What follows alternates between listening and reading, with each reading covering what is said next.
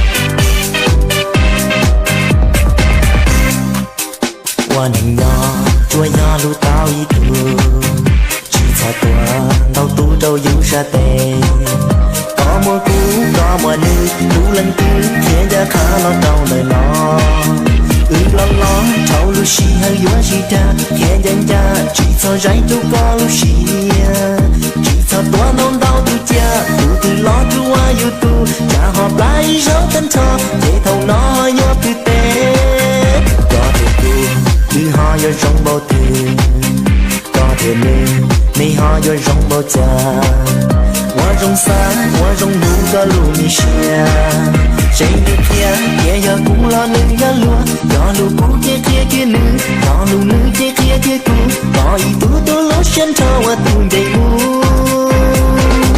cho mùa ó lên chiến đi công tàu ý thực kề công ý lu xia nhớ ý lu chê hoa ý đi nên một cái gì bé lên nữa công chỉ tàu ý cho hậu kê yêu mua kê bé yêu mua kê của mua kê si tu xia ý tu yêu tu tàu dài mù thiệt thà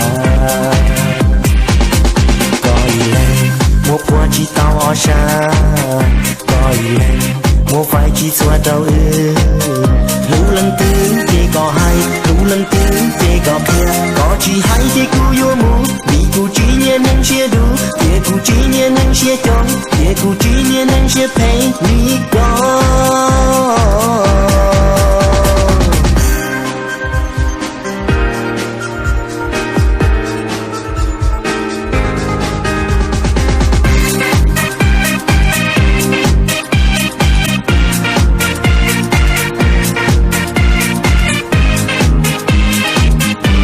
快手，拥抱每一种生活。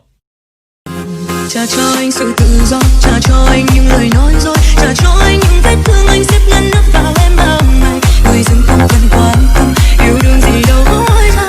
Hôm nay em vấp ngã chỉ biết nhìn xa xa. Người anh là lựa chọn tuyệt vời của anh thì anh hãy ngước nhìn về bên ấy, có sao lại nhìn về bên này? Có chăng sự tự do anh nói với em không như ý? Anh xem em làm nói anh thích thì đến không thì đi. Anh có bao giờ nghĩ là em đớn đau bao năm tháng? Anh không hề đơn chết hay níu kéo anh không lựa lời. Bởi vì yêu anh thôi nên em đành phải ngậm ngùi. Đằng sau đừng mong muốn nhắc lời của anh vậy thôi.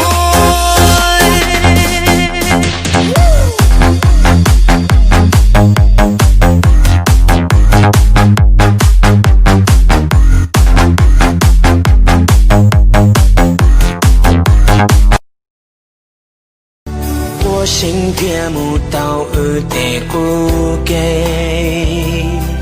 保而人若乱起许多的得，写影撒个而到把莫子，全都知道给路天我给起，撒。 Hãy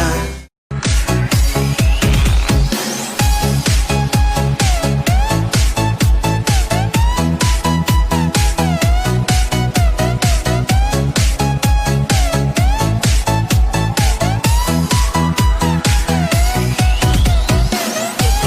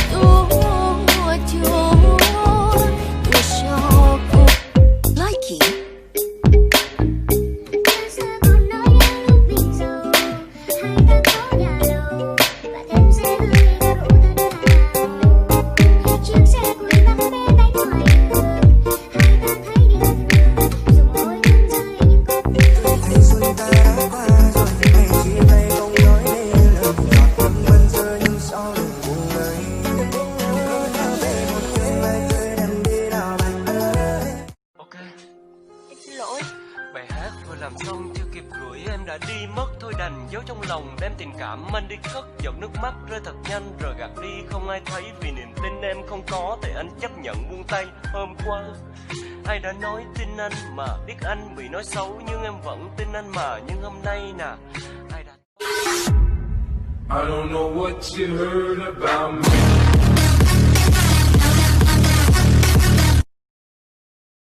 Người đến sau thôi để nước mắt đó rơi xuống cho riêng mình anh đã sai khi yêu nhầm em, anh đã đau bao đêm vì em, anh bật khóc khi anh nhìn thấy em ôm hôn một người. Anh giờ đây như một người say, đau ra rời mà lòng đắng cay, yêu thật nhiều trao thật nhiều để rồi trắng tay.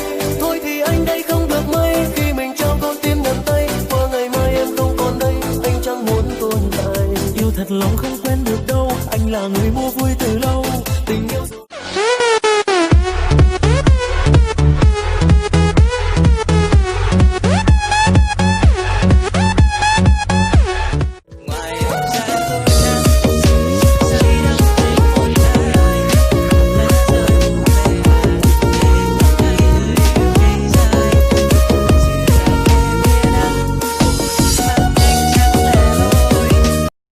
Likey